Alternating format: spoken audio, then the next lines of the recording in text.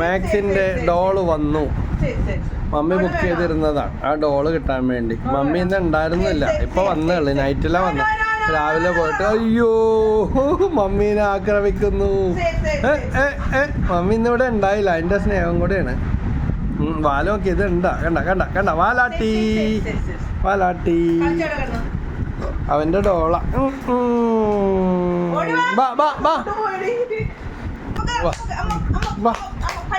നമ്മക്കോട്